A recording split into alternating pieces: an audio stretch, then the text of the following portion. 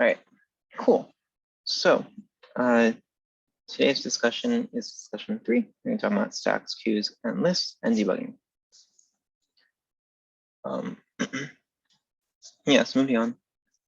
First, we're going to talk about technical interviews, kind of what they're all about. We're going to have a project one breakdown, and then quiz review and stacks, queues, and linked lists. And I think some of this material, some of the things in the slides may not be applicable to you guys because some of it may just be for like the in-person section because it's the same slides, but we'll go through that. But technical interviews. So the first thing, this is higher than gator. So this tips. I'm not sure. I don't think this replaces your higher than gator. I think it's only for the in-person class. But you guys are still more than welcome to attend this. It's preparation for technical interviews. Is something we set up the in-person section, but it's you guys are still more than welcome to attend this as well. And what it is it's just technical interview preparation sessions where you kind of go over what it's like to apply for a lot of companies if you're looking to go into like software, computer science, and looking for companies. So I do kind of like what the interview process is like and kind of how it goes. And it's over Zoom, so you guys can attend it as well if you're available at these times. Okay, and then project one breakdown, I think it's also for the in-person section. So move on. But of course, like for project one, if you guys have questions, you can ask. I think the project is slightly different, but it's similar. Okay, so technical interviews, what are they like? So generally, do your research on the company's interview process and the company itself. That's important. Like I know, like I've done a couple interviews where they asked me like about the company and like I didn't know. So don't end up in that situation because then it becomes awkward. So I learned my lesson there, and hopefully you guys don't have to learn your lesson the hard way. But yeah, do your research. If you're applying for like software, computer science, or just in general, like I think it's good to know the company's interview process. And depending on the company, this is specifically for software, computer science, right? They may ask a system design question or a data structures and algorithms question. And often you'll have multiple rounds of interviews. So you'll have like behavioral and technical. Behavioral is like more like soft skills where they're talking to you, right, and getting to know you as a person. And technical is like they might ask you like a data structure algorithms type of questions, something like you might see on StepIC, for example. And actually, I think some of the things on StepIC are very, very similar to things I've seen in interviews. So it's definitely good to know how to do those. And often they're going to give you a question orally, and it's good to ask clarifying questions. So this is often very good. Is if you're doing a technical interview, like ask questions to get an idea of like what exactly you're doing, because part of technical interviews is they don't just want to see that you write the correct solution, because like the whole reason why they ask the question in the first place is to try and like see how you think and like make sure like, you know, you're really thinking through the problem. And a good way to show that is by asking clarifying questions to show like your thinking process and talking as you're going. So that's always good. Like just keep dialogue with the interviewer. And then you start to describe your solution. And there's more on the next slide. And at the end, usually there's time to ask some questions, have some prepared if you do like interview yourself. Okay, so for flowchart, listen to the question. Of course, I think that you should always listen to a question if it's an important question, right? Yeah. And then often you'll give a test case and kind of like walk through that, get an idea of, okay, how does this work on this example? And then say, oh, okay, now I know how this works, right? Or what you're asking. Then ask some questions, right? Clarify. Often it's good to start with the brute force solution. So like maybe if you don't know the optimal solution right off the bat, or can't think of like a correct data structure or algorithm to use, maybe just brute force it, like just do something that's not optimal at all. And it'll give yourself some time to think about like, how can I improve this? And it'll show that you at least understand the problem pretty well, which is always good starting.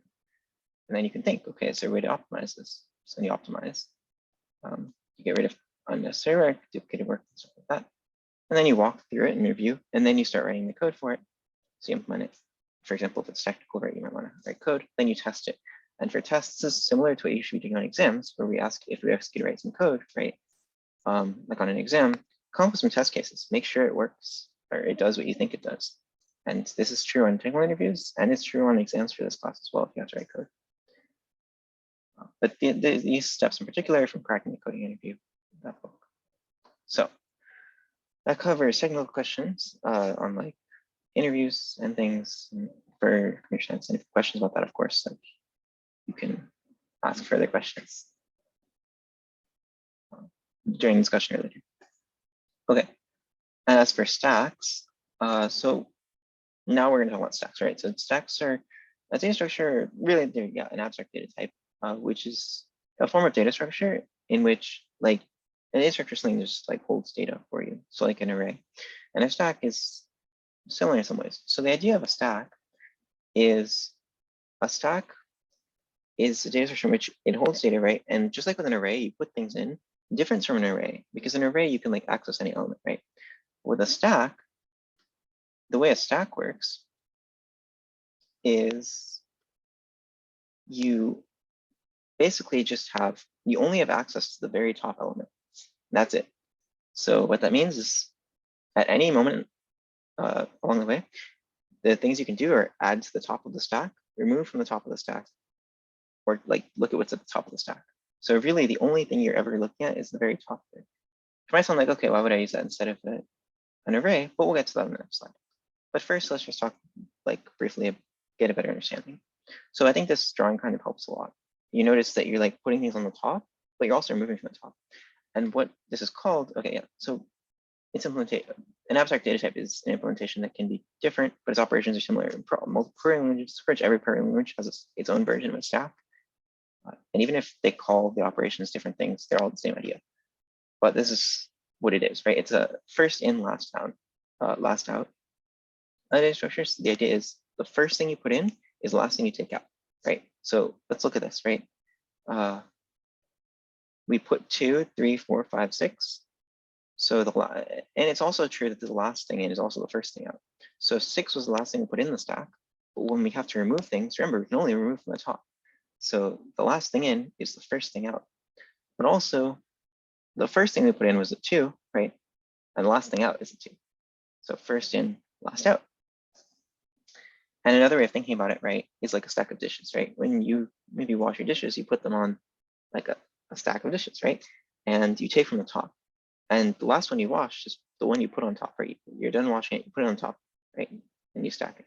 But then when you go to take a plate, right, or a dish, then the first one you take is the last one you wash. So,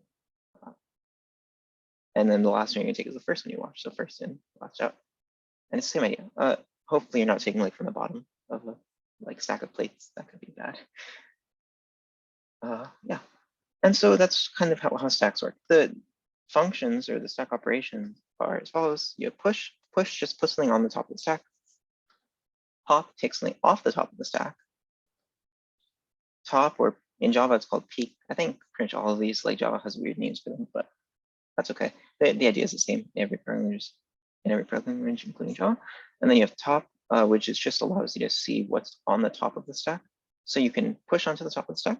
You can take something off the top of the stack. You can look at what's on the top of the stack. Those are the 3 things so far. And the last thing is just checking if it's empty, right? So you can push, you can take, like you can put something on, you can take something off, you can check what's there, or you can check if the whole thing is empty. That's it. So I might be like, okay, I mean, that's like less powerful than an array. Why would I want that? Well, there are really some useful uses of it. So for one thing, depth first search. So depth first search isn't something we'll talk about until we talk, I guess we'll talk about it with trees, but also with graphs. So it's not something that you really need to know too much. Yep, the idea of depth first search is with depth first search, when you're doing a search for something, you're going to go as far as possible in one direction before you even try another direction. So that's just a general idea. You don't have to know the details of depth first search yet. Reversal algorithms, so reversing a string. So maybe you can think about this, right? Let's say we have like a string ABC, and I want to reverse the string, right? So what I could do is I can put A on the stack, right? So A goes on the stack, I can B on the stack, and C on the stack. And now to reverse the string, right? I just take things off the stack. So I take C off the stack, and I take B off the stack, and I take A off the stack, right? And notice this is the reverse of the string. So for reversing things, stacks are super useful. And also just the call stack. So if you know, like, if you ever used recursion, right, you probably have heard of the call stack, right? And that's the stack. And the call stack is itself a stack. It's implemented as a stack. So it goes through the function calls and then goes back up and in reverse order. So it's absolutely just using a stack. And expression evaluation, so like checking number of parentheses.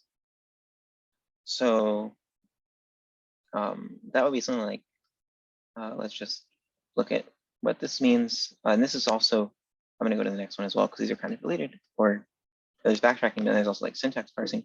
Syntax parsing is like in a programming language where, it's like where the compiler has to figure out exactly, where maybe the bracket starts and bracket ends. So it's parsing through the code.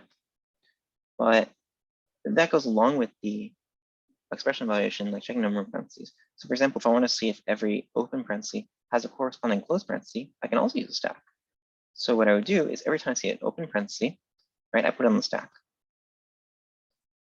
And so I would do this, right? I'd check this one, and I put them up on the stack. When I see a closed parenthesis, I pop off the stack, right? And what you notice here is like we would say, oh yeah, this is okay, because at the end I have an empty array, and each time I saw a closed parenthesis, I just pop the open one off. But then maybe this wouldn't be valid, for example, if I had an extra open one here, because I would have open, open, I'd put them on the stack, and then closed, I would pop off the stack, open, I'd put on the stack, close, I would take off the stack, and I still have something at the end, right? So it wouldn't be empty at the end. So this is just kind of a way of saying, of checking if every open parenthesis has a corresponding closed parenthesis. And it's like for this kind of problem, right, a stack is super useful because it allows you to kind of check, oh, is this one here? It's like corresponding with this other one. So that's kind of why stacks are useful, even if they may not seem that way first. Okay. So moving on to queues. Now, yeah, if you have a question about stacks, you can ask. But the idea of stacks basically is the first thing in is going to be the last thing out. With queues, it's the opposite. And a queue is just like a queue with like a line at, like, let's say a restaurant, right? You're going to, maybe there's a line and you're going to order. The first person in line is going to be the first person to order. And the last person in line is going to be the last one to order. And so queue is just like saying like the same word, right? And we kind of see that here. When you end queue, you're putting something at the back of the queue. And when you dequeue, you take something out of the queue. You're moving from the front of the queue. So it's just like with a regular line. It's also an abstract data type. And they use the first in, first out approach. And again, first in, first out. That means like first person who gets in line is going to be the first person to get out of line or to like finish going through the line. And you have a feeling, first person in line is the first person to get food. Okay, so what kind of operations do we have with queues? Well, there's enqueue, and enqueue is just put something at the back of the queue. Dequeue, just remove something from the front of the queue. Front, so just like how, and Java, it's peak, just like how in stacks, we also had like top and peak. Well, with queues, the same thing. You can look at what's at the front of the queue without actually removing it. And empty. So just like Java, and Java has to be empty. And this just tells you like if it's an empty queue or not. And interestingly, you can also think similarly to the last one, like why would I use a queue? Because it gives me maybe a little bit less power than an array. But there's certainly uses for this as well. And what you would think about here, right, is that with the queue, the only elements you have access to are you can put something at the end, right, or at the back, and you can look at or take out of the front, and that's it. You can't actually like do anything to the middle elements. But that doesn't mean it's not useful. It can be very useful as well. And in some cases, like it's, you would absolutely use a queue. And those examples include breadth first search. This is a different kind of search we'll talk about with trees and then also with graphs as well. And this with breadth first search, it's like you go in each direction a little bit, and you're going in each direction rather than one direction. And with depth first search, which we mentioned, you go in one direction as far as possible. With breadth first search, you try every direction, and then you kind of like branch out in every direction rather than just like trying all the way in one way. There's also scheduling algorithms. So scheduling algorithms, with these are kind of like if you have like multiple jobs, you need to assign to like multiple machines, then you would maybe assign the first available job to like an open machine, like a machine that isn't running a program already. So yeah, it's just about like being able to schedule like who goes where or which job gets assigned to what. So maybe if there's a machine that isn't running anything, you just take the first thing out of the queue and assign it to it. So that would definitely be a useful scheduling algorithm where you want to use a queue. And also, this is absolutely something that's used is handling interruptions in real-time systems, handling system interrupts. So with system interrupts, right, there might be certain things that need to be addressed, and there might be multiple, right? So you might have a queue in which like the interrupts that need to be addressed are maybe pulled from that queue. And so that's some uses of queues. And there are more uses of queues for sure, and they can be really helpful. And we'll talk about different kinds of queues like much later in the semester. But yeah, that's the idea of queues. So maybe we can kind of think about this. So question 1, and you can try and think about all 3 of these questions and maybe try and figure out what the answers are. And if you're watching this later, like online, you can also think about it. And I guess we'll go over like all 3 at once. So you can pause and try and figure it out, or if you're eating, try and figure it out.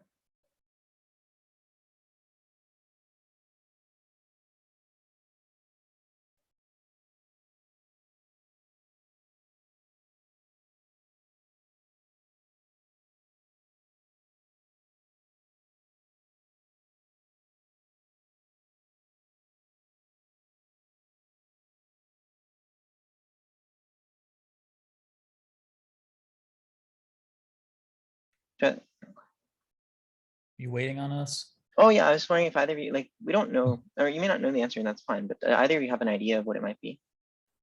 I think like some of the idea of the simplicity of these data types is that you limit it to order 1 for these operations. Yeah, that's exactly right. Exactly right. That's very good. You got it. So right, these data structures might be a little bit more simple, but that's part of the beauty of them is they really make some operations as simple as well. So all of these are actually 1. And even just thinking about it for a minute, let's try and think about maybe why they might be 1. So for example, if let's say you have a vector, right? Even vectors, right? Just putting something into a vector, like adding something to a vector, takes 1 time, right? And also looking at what the value is any place in the vector also takes 1 time. So let's say we implemented these kind of with a vector or something similar to a vector. Then for push and enqueue, right? Adding something to, if we're only adding to one side, let's say this side is the end, right? Or let's say with a vector, right? This is the last place in the vector. Adding something to the end of a vector takes 1 time. So we think about push and enqueue is kind of, if we implement it with a vector and we just add to the end, well, that would also take 1 time, because if we just implement it with a vector, right? And there might be better ways to implement it, but just as simple as implementing with a vector, we still get 1. It's just adding to the end, whether it's a queue or a stack, will be 1. Or with the queue would be the end or the back, and with a stack would be like the top. And for pop and dequeue, that's just removing something, and you're removing something specifically from like the end with a queue or the beginning with a stack, right? Or sorry, the front of a queue or like the top of a stack. And with both of these, like if we say there's a queue, right, there's a stack. Both of these, again, just like removing something from a vector, even if it was a vector, right, it's still 1. And the last one as well, if we're just looking at any element in a vector, that's also 1. So these are absolutely 1. It's very good. Okay, so let's move on. So yeah, 1 for all of these. And if you want to practice some more stacks and queues, you can look at these LeetCode problems. And some, of course, you can do the static problems as well. And one nice thing about LeetCode is sometimes like they'll have like people will come up with like maybe solutions and explain their solutions, so you can kind of get a better understanding maybe. Okay, now talk about linked lists. So linked lists, you probably saw in programming too. And if you didn't, then linked lists, basically the idea is you have like a bunch of nodes that are strung together with like, you can have a doubly linked list or singly linked list. With a singly linked list, right? Each node just points to the next node. And with a doubly linked list, each node is going to point to the next and also previous. That's the idea of linked lists. Okay, so it's kind of like an array, but you don't have random access like you would with an array. But putting something in there, right, doesn't take it. If I want to put something into a linked list, I can, if I have the place I want to put it in, I just need to have this guy point to its next. Like if I have a random linked list, right? I want to put something in like here. I would just say, okay, this guy's next is this new one, and this one's next is the first guy's next originally. So they're trade-offs, right? But there are some ties to what we've already talked about today. So let's go through that. So for example, how would we reverse the linked list?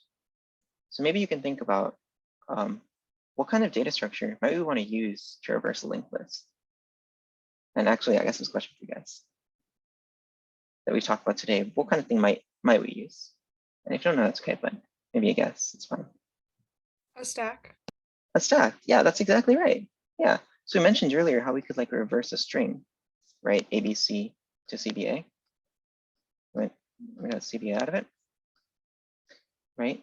And that's something that stacks are really great for, is being able to reverse things. And that's true with the linked list as well. Basically, the same idea applies. So yeah, we can absolutely use a stack. And that's exactly what we're going to talk about here, is we reverse linked list with a stack.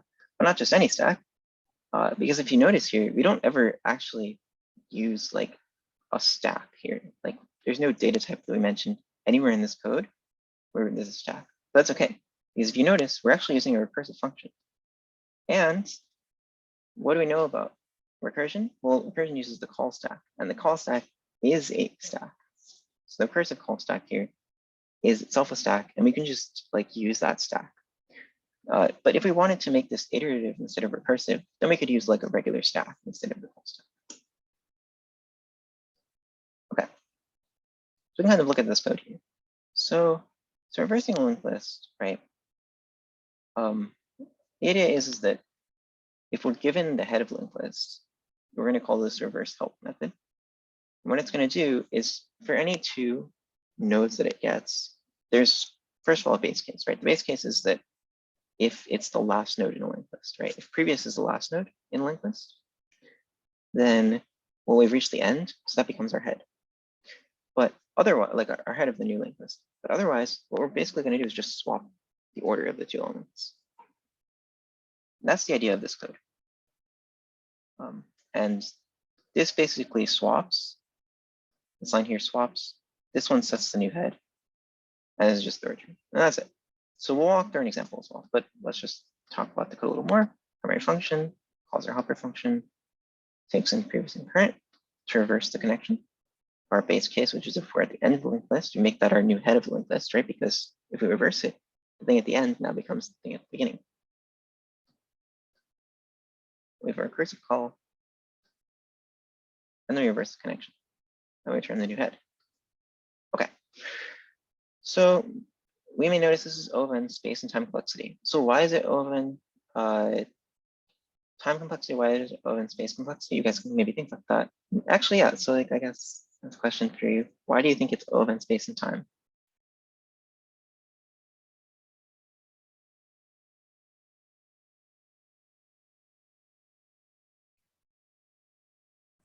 Well, you still have to find the end of the list.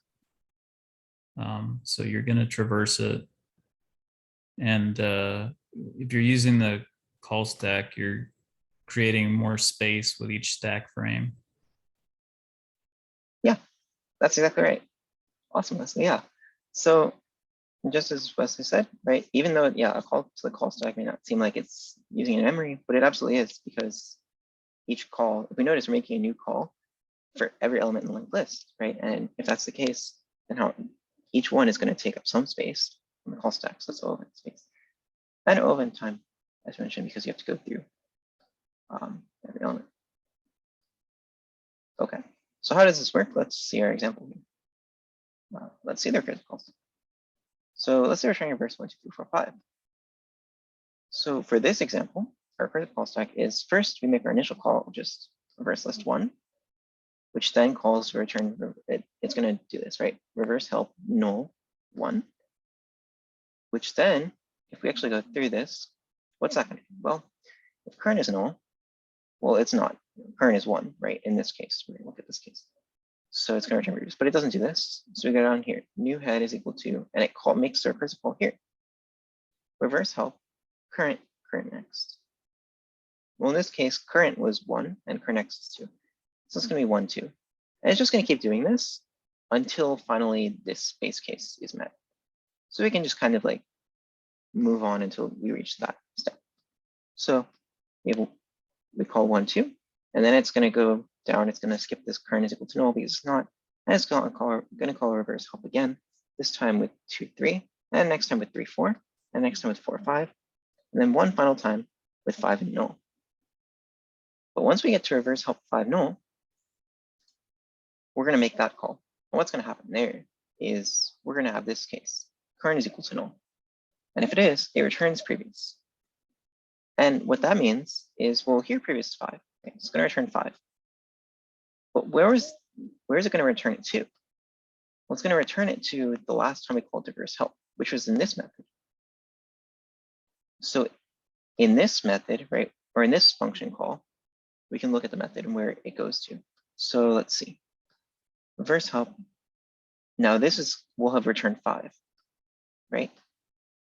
So when this returned 5, in this particular call, new head becomes 5. And then we set current next equal to previous. Well, in this particular call, current was 4. Oh, sorry, current was 5, and previous was 4. So 5's next will become 4. So it's going to become 5, 4. And we return new head. Well, we just said new head was 5. So that means we're returning 5. So what was the previous time we called reverse help? Well, that was in this method. So in this method, new head is also going to be 5.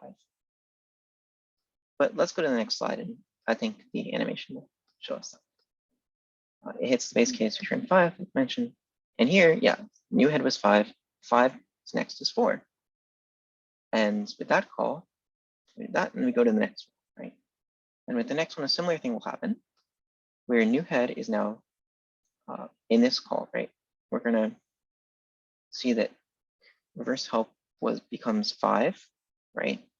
And current's next. Well, in this one, current was 4, and previous was 3. So 4's next, or sorry, 4's next becomes 3. Yeah. So we have 5, 4, and 4's next becomes 3. And new head is still 5. And so when we return new head, we're going to go up to the next call, and it's going to continue on that process. Really, all it's doing is each call, it's reversing these two and setting 5 as the head of the whole list. So, okay, let's see that. So again, we have reverse help before. Sorry, one moment. And yeah, reverse help 3, 4. It's going to flip them. And again, now we have 5, 4, 3. And we return 5 as our new head. So in the next one up, again, we're going to have new head becomes 5. And we're going to swap 3 and 2. So now we're going to 5, 4, 3, 2. And new head is 5. And it just keeps going. And the next time it's the same thing. New head is 5 because that's what we're returning here. So in the next one up, right, in the stack, new head is whatever the previous one returned. Well, the previous one was 5. So this is going to be equal 5. And so it just leaves 5. As we go up, 5 is always going to be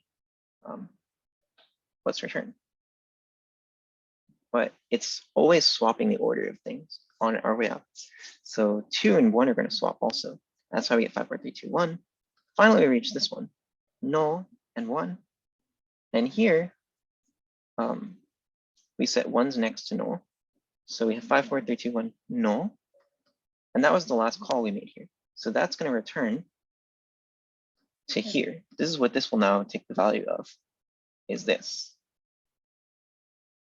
And then, well, it'll really just return the node 5, but the whole linked list is that, and that's what this returns. Okay. So hopefully that made some sense. I know it was maybe a little bit confusing, but hopefully it's kind of fun. If you have questions about it, you can certainly ask. Otherwise, we'll move on to the next slide. Okay.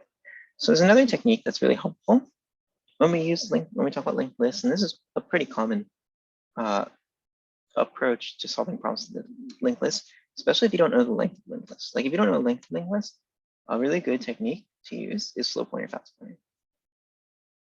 And well, how does that work? Well, the idea is you have a slow pointer and a fast pointer. So the fast pointer is going to run ahead, and the slow pointer is going to move more slowly through the linked list. And the benefit of this approach is that in some cases, if you don't know the length of the linked list, but maybe you want to know it, sometimes it's not actually necessary. But if you found the length of the linked list, that would take a whole pass because you can't just reach the end of the linked list magically. You have to go through everything. So sometimes you can solve a problem without knowing the length of the linked list. Whereas if you solved it with the knowledge of how long the linked list was, you have to make 2 passes. First pass, you'd find the length, and the second time you would use the length somehow. And maybe that's confusing so far. We're going to see, right? So again, idea is you create 2 pointers, and they both start pointing at the beginning of the linked list. They just go at different speeds through the linked list. So one is fast, and one is slow. And one example is that the slow pointer moves 1 node for every 2 nodes the fast pointer moves. And we kind of this on the right here. Can either of you, or can anyone, you can pause it if you're watching this later, and anyone here, can any of you maybe think about what this would mean? Like in this example, if we have a slow pointer that moves 1 node for every 2 nodes the fast pointer moves, what's the slow pointer going to be pointing to at the end?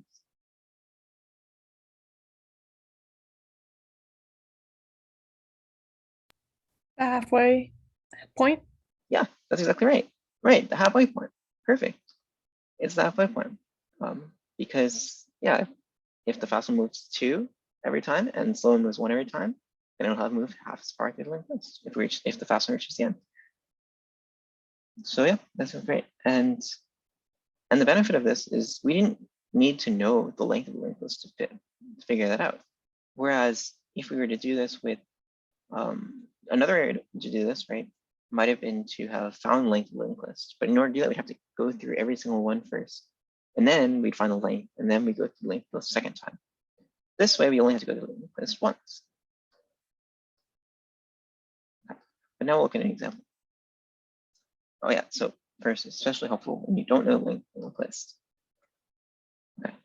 So another thing we can think about is applying slow pointer, fast pointer to remove the nth node from the end of the linked list. So that might sound confusing. So let's clarify that a little bit. So if you're given a linked list, remove the nth node from the end of the list and return its head. And the nth node will always exist. We're promising that. So here's a note, n equals 1 represents the last node of the linked list. So that means that if I want you to remove the, if I tell you n equals 1, and I tell you remove the nth node from the linked list, that just means remove the last thing from the linked list. And if I tell you, for example, n equals 2, that means remove the second to last thing in the linked list. So in this case, that would mean return 1, 2, 3, 5, skip over 4, or just like remove 4 from the linked list. Right? So this one is a little bit trickier, right? And like what we mentioned a minute ago about going 1 at a time and 2 at a time. Maybe it's a little harder to see like how we would do this. So here's another opportunity for maybe to pause if you're watching later and try and figure out how might we do this? Like how might we solve this problem? And if you're here, maybe you can kind of think about it. Do either of you have an idea? And if not, again, totally fine. It's kind of tricky.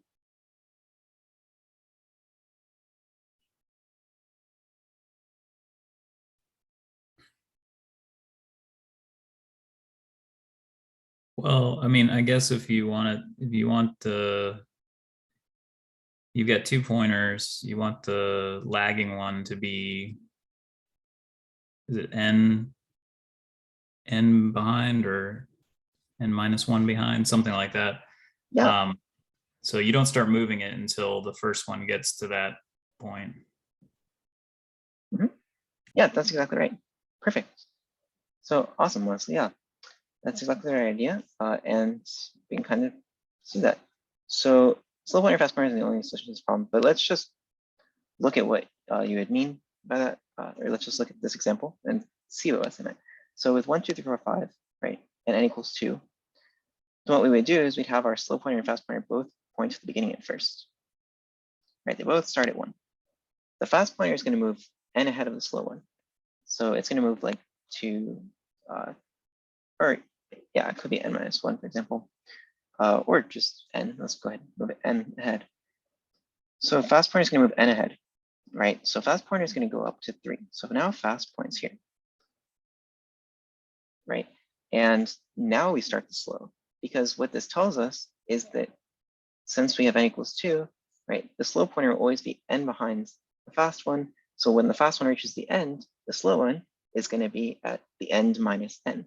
So the nth from the end, basically. That's just looking at this example. If we do that, right now that fast is at 3, slow is at 1, we can advance them both one at a time. So next fast will be here, slow will be here, then fast will be here, and slow will be here. And slow isn't quite at 4 yet. That's why we could do n minus 1. But this is also perfectly fine. This is kind of what we'd want. Because now, in order to skip the 4, if we're at 3, we just say 3's next is like, yeah, 3's next is whatever its next was before. So whatever 4's next was is what 3's next was. So that's kind of just walking through that example. But yeah, exactly that is we want to move the fast one n ahead, and then we start the slow one. So as I mentioned, right, slow pointer, fast pointer, as is often the case, is not the only solution to this problem. And among others, one solution involves doing 2 passes, right? So what we could do is we could make 1 pass, count the number of nodes in the linked list, and then the next one, just keep going from the start to n minus, or to the length minus n, right? And that's perfectly fine too. And that still takes O of n time. But here, slow and fast pointer is still better because it only takes 1 pass, whereas this would take 2 passes. But just a note is that slow pointer, fast pointer is not a silver bullet for all list problems. It's not like the thing that always works. It just often is a good solution, but not always, right? So you need often think critically about when to apply slow pointer, fast pointer, other strategies as well. But in this problem, right, it's the optimal solution using new 1 pass. So here's the code for it. And as we mentioned, right, we have our fast pointer and our slow pointer, and we have our count as 0. And basically, we just move our fast ahead until it reaches the end. But if at any point we've advanced fast, like n ahead of slow, right, then we can start advancing slow. And yeah, and if n is equal to count, right, so this would be the case where it's just n is the head, or sorry, the head is the nth node from the end. Then we would just like remove the head by just saying, okay, the head's next. Otherwise, we would actually just skip it. But it might be easier to see what I mean by just going through an example and first explaining it, I guess. So as I mentioned, we're given that the nth node exists. We don't need to check that there's a null head in edge cases, but usually you should check. Method header, count variable to keep track of how many nodes it's ahead. You only move the slow point, or the slow pointer if the fast pointer is moved n nodes ahead of it. And this catches the edge case where the head is the nth node. And because in that case, you can't it's hard to remove it if it's already the nth, or if the nth one is. So the way we do that is we just say, okay, the head of a linked list is the second element. So that just skips the first one. But if it's not, in the general case, you remove the nth node. Like we said earlier, we say slow's next is slow's next. So that just means like we remove its next basically, because we're saying, okay, this guy's next is now going to be 2, the one that was 2 in front of it before. So that just like basically removes the old one. If we were really doing this, we'd probably want to like free up memory with like delete, but here, don't worry about that. And so we can try an example for this as well. Yeah, so edge case, if there's only 1 node in our linked list, if n equals 1, if fast is the head, slow is the head, count is 0. And let's actually draw this out. Right, let's just say we have 1, and n equals 1. And beginning, slow and fast both are here, and count is 0. And what's going to happen next is we're going to advance count to 1 here. Count becomes 1. And then that's it, because fast is going to become null. And if fast is null, we break out of the loop and we check if n is equal to count. It actually is in this case. And what that means is that our head was the nth element from the end. And so in this case only, we say head is equal to head next. So all we're doing is we're just removing it by saying, okay, the head of the list is whatever came after the head. But that in that case, that's just null, right? Because what comes after 1 is null. Null. That's a really bad spelling, but okay, let's go with it. So it's just going to return null in this case. Okay. Now in this example, this one might illustrate a bit more. We have this and n is equal to 3.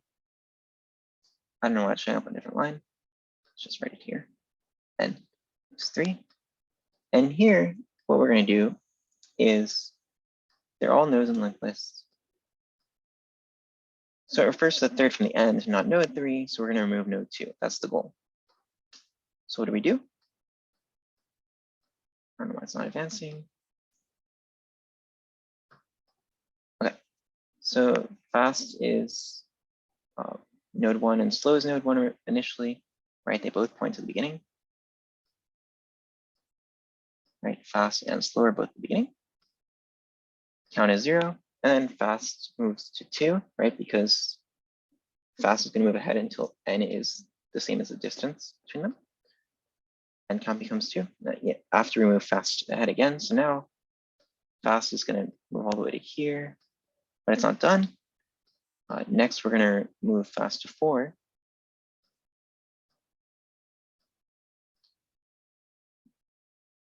And now finally, fast is 4, slow is 1, count is 3. And in this case, fast moves from 4 to null. And because count is 3 at the time of this comparison, slow doesn't move. Because count is not greater than n. It's equal to n. So what does that mean? Count becomes 4. You exit the while loop. N is not equal to count, right? So we don't worry about this condition. We're going to the else condition. And in the else condition, we just say slows next, next, or slows next is slows next, next. So all that means is wherever slow is, which is 1 here, it's next. We're just going to skip 1. So its next becomes 3. So that's how we get rid of the 2. So now with 1, 3, 4. And that was exactly our goal.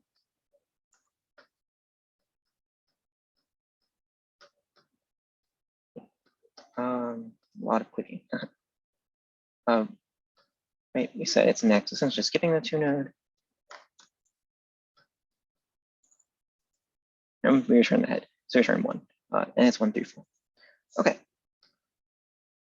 And all right, so now we can think about another question, and this is kind of one we've kind of already discussed a little bit, right? Which is given the head of a linked list. Right now we're going to find the middle of the linked list. But let's say that I asked this like as an interview question, or someone asked this to you as an interview question. Maybe then you'd have to ask them, might want to ask some clarifying questions. So as an example, questions you could ask are, is the link doubly list? Or is the list doubly linked? That's something you could ask, right? Because it might make it easier if it is. And so that's a good way to know, because that's something you don't know before you ask it. So that's also good because it shows them that you know what you're talking about, right, in an interview. Another thing you can ask is, will the head ever be null? Right, so you're asking about edge cases. So maybe the other person can kind of think or realize that you're thinking about edge cases, which is good. And then maybe they'd say, okay, you have to think about that. Any time or space restrictions. So this is a good way of knowing, like, how fast should I make this? Should I go with brute force? Is there like a better way to do it? And if they tell you it should be 01, then that tells you, okay, you shouldn't be using extra memory. So that means you probably shouldn't be using a stack or a queue or recursion. So maybe that might hint to you, okay, maybe something like slow pointer fast pointer. And what if it has an even number of nodes? This is just clarifying, right? Because for an even number, what's the middle? But actually, this question, as I mentioned, is similar to something we discussed before, right? And if you remember, it's similar to, okay, that's a lot to skip ahead. So we're gonna go back to. But earlier when we talked about, first started talking about slow pointer, fast pointer, we mentioned that if you want to find the middle, or like what we were talking about earlier, where you move fast 2 for every one that slow moves 1, right? Then you were left with slow in the middle. We talked about that earlier, right? And I think one of you came up with that. I think Rachel might have come up with that. So yeah, Exactly. So that's exactly what we see here. Is finding the middle of a linked list. You have your middle node. To find the middle node, right? You have a fast pointer and a slow pointer. And instead of just moving fast 2 each time and slow 1 each time, because that might be a problem if like if fast reaches the end and then it tries to move 2 ahead, that might be a problem, right? Because it can't. So instead of that, what we do is it's basically the same thing, except instead of moving fast 2 every time and slow 1 each time, we just move fast 1 each time and slow every other time. So what this while loop does is it says, while fast hasn't reached the end, we move fast 1 ahead each time. So it goes to the list 1 each time. And if move slow, right? So if we're going to move slow that time, we do move it 1. And then we move it, right? And each time we swap move slow. So that means like, because at first time it's false. The first time we don't move the slow one. Second time we do. The third time we don't move the slow one. The fourth time we do, right? And we just switch off to moving it not. That's the same thing. It's like moving it fast twice and slow once each time. Same idea. But yeah, so the whole thing here about the clarifying question about the middle is node 2, in this case, for 1, 2, 3, 4, right? Or sorry, the middle node is 3. It's the one after, right? After this 2. So the way we might fix that, right, is if or in this case, right, this does solve that problem. That would be something you'd have to think about, right? To make sure, okay, like this implementation is absolutely right. But then for edge cases like that, like what if the 2 came before what if they want you to return the 2 in this case instead of the 3? Then you'd have to wear edge cases. But here that's one benefit of like testing your code as you're going through it. You can go like, okay, so for an even number, let's see if it does what I expect it to. And that's what we'll do. We'll test it. So first we'll just see what this code does. We kind of already talked about that, so I'll go quickly through it. Okay. And with a null head, it won't enter the while loop. It's going to return slow, so it's going to return null. There's only one node. It enters the while loop for 1 iteration. Slow doesn't move, so it's going to return slow, which is still ahead. Okay, so that's right. For 1, 2, I'm going to kind of skip over this example, so we don't have much time left. And there's another example after, which is a little more involved, so we'll go to that one. Do you have anything? Okay. Actually, let's do 1. Let's do 1, 2, because that's an even number. So as I mentioned, with an even number, we want to return the second one. Yeah. So with 1, 2, we have fast as 1, slow as 1, so they both point to the 1 at the beginning, and move slow as false. So what's going to happen? The first iteration, fast is going to become 2. When we don't move the slow one on the first iteration, it stays at 1. But then we move slow becomes true, so that means the next time we're going to move it. Second iteration, fast becomes null. But because move slow is true, we move slow to 2 to move slow, and then it becomes false. That means the next time, if there were a next time, we wouldn't move it. So we exit the while loop and return slow, and the 2 node is the middle. So that's a way of checking for us, like, okay, did it do what we wanted it to about like returning the second one that's the middle? And it does here. And there's also this example, which just goes one further. And even just thinking back to what the last one returned, right? It returned 2, but the last time through, move slow was false. And this one only moves like fast one more time. So we would expect move slow to not move, but okay, we'll go through it, right? At this point, right? We'll go after the second iteration, because up until the second iteration is the same as before. Fast became 3, move slow is true, moved it to 2. Third iteration, fast became null, so fast went from 3 to null. Slow is still 2 because move slow was false, but then move slow becomes true. But fast is now null, so we return 2. So yeah, some of the implementation details like to come a little like tricky, but as long as you have the main idea there, I think that's what's really important. So you kind of get how finding the middle of a linked list works with slow pointer, fast pointer. That's great. Okay, so we'll kind of quickly go over a debugging review. So what's debugging all about? Well, debugging can really help you a lot with trying to fix errors in your code. yeah, so bugs in code, that's what debugging is all about. So debugging enables you to walk step by step through your code. And it can be print statement debugging. So like you print out what the values are at any point in your code, or you can use like regular debugger. Why would you use a proper debugger? It's easy to use. You don't need to clean up afterwards. So you don't need to clean up all the print statements you wrote. It gives you an understanding of how the program runs and access memory and everything like that. And you can find errors more quickly generally. And less chaos and check. So there are a lot of benefits of using a debugger. We're not going to, we can kind of skip over this whole question. Because yeah, even if you don't have experience with it, that's okay. It's something you can certainly learn. Debugging tools and examples. So for this course, you can use like Visual Studio Code or Visual Studio. Either one's fine. But for VS Code and Visual Studio, like both of them have very similar debugging tools, and both of them are very helpful. So you can set breakpoints. So that'll be like you click next to the number on a line, and it'll have like a little red circle. And that allows you to pause the execution of the code on that line with a breakpoint in place. You can step into. Step into allows you to step into the implementation of an operation or function call, if it has one. Step over just skips over that line. So next one. Step out if you're in a function, allows you to exit that function, and continue just continues running the code as if the breakpoint no longer existed.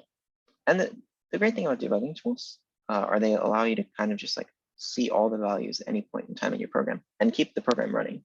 Whereas a print statement kind of have to like figure out what happened. So in Visual Studio Code, it's a source code editor, allows created by Microsoft to allow programmers to write, compile, and debug code in various program languages. And it's the preferred text editor for this class. And yeah, you can follow these instructions.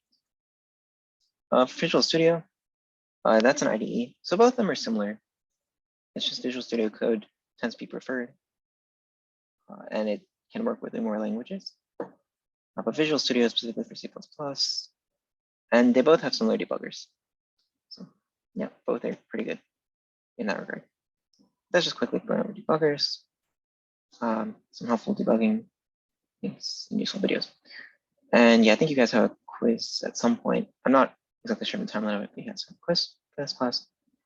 And yeah, I guess that's what I just wanted to also go ahead and mention, you can go through these slides. There's some more information in these slides for like Catch 2.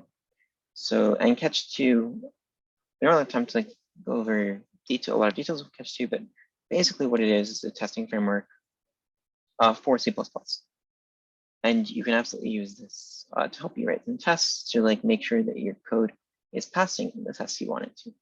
So that's kind of what Catch 2 is. You can look at the slides for that. And I guess that's what it. So thank you guys. If you have any questions and you're not here, you can always ask me later. Or even if you are here, you can ask me later. But if you have questions now, you can ask as well. Yeah, that's what it. So I came in just a little late. And I saw some slides about the first project. Were you discussing that here, or? Oh, yeah, sorry. Yeah, sure, good question. So for the project, I think this mostly applies to the in-person section because I think your project is slightly different. I'm just using the same slides as these. Okay. But yeah, I think it's relatively similar. And if you have questions about the project, you can like ask on Slack. Okay. All right, so can we log into that Zoom meeting for? You might be able to. I think it's for the in-person one, so the project might be slightly different, but you should be able to still like enter that Zoom meeting. So like if you're still interested in like seeing their breakdown of it, you should still be able to do this. Okay, is there going to be a separate one for the online section or not? I don't think so, but I'll check the difference in the projects, and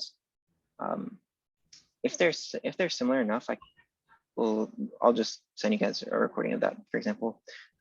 And if they're different, then we can actually, I guess we'll talk about setting up something like that for you guys as well. All right, thanks. Yeah, I just want to make sure I didn't miss something important there. Yeah, no problem. All right, so that's fine. Okay, yeah, thanks for asking. Okay, thank you. Yeah, no problem. I see.